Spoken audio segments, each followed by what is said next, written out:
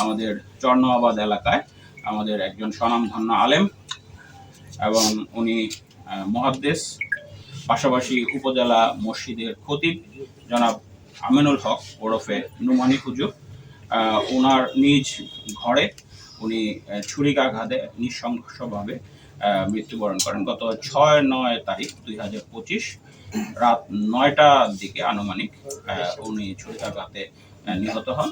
তারপর এটা শোনার সঙ্গে সঙ্গে ওখানে যারা আশপাশে তার শুভাকাঙ্ক্ষী বা আশপাশে প্রতিবেশী ছিলেন তারা তো তাকে হাসপাতালে নিয়ে আসেন, আর পুলিশ 999-এর মাধ্যমে খবর পেয়ে ওখানে যায়, পাশাপাশি হাসপাতালেও যায়। হাসপাতালে উনি চিকিৎসাধীন অবস্থায় কিছুক্ষণের মধ্যেই উনি মৃত্যুবরণ করেন। আমরা এইটা থেকে এটা একটু ক্লুলেস ছিল আমাদের কাছে, তবে আমরা শুরু থেকেই এটা একটা ধারণা ছিল যে খুব নিকট কেউ ওনাকে এই হত্যাটা করেছে। আমরা প্রত্যেকটা ক্ষেত্রেই এটা চেষ্টা করি যেন কোনো একজন নিরপরাধ ব্যক্তি কোনো একটা দুর্ঘটনা বা অপরাধ হলে হয়রানির শিকার না হয়। এই ধৈর্যটুকু আমাদের একটু ধারণ করা উচিত, কিন্তু অনেকেরই এই ধৈর্যটা হয়তো থাকে না। আমরা এটা চেষ্টা করেছি সবসময়, প্রত্যেকটা ক্ষেত্রেই চেষ্টা করি, কিন্তু আমাদের আন্তরিকতা সবসময় থাকে এই অপরাধের রহস্য উদ্ঘাটনের জন্য। এক্ষেত্রে আমরা আমাদের দায়িত্বে অবিচল ছিলাম। আপনাদের অনেকের সহযোগিতা ছিল, আন্তরিকভাবে আপনারা আমাদেরকে সহযোগিতা করেছেন। সেটার ফলশ্রুতিতে আমরা গতকালকে মোটামুটি নিশ্চিত হই, গতকালকে মানে 12 তারিখ, যে এটা কে এই হত্যাকাণ্ডটা সংঘটিত করেছে। ঘটনার দিন ওনার স্ত্রী বাসায় ছিলেন না, এটা আপনারা ইতিমধ্যেই জেনেছেন। ওনার স্ত্রী ওনার পিতার বাড়ি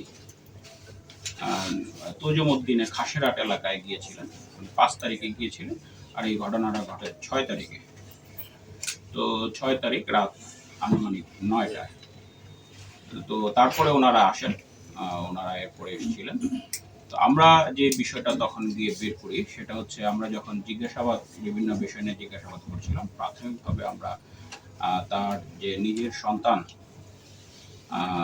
প্রথম সন্তান তার ছেলে রেদওয়ান, তার হাতে কাটা দাগ পাই।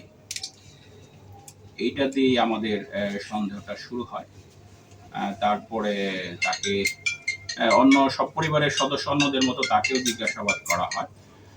তারপরে করতে করতে করতে করতে একটা পর্যায়ে গিয়ে আমরা যেটা জানতে পারি, এই নৃশংস হত্যাকাণ্ডটি তার নিজের সন্তানই এটা করেছে।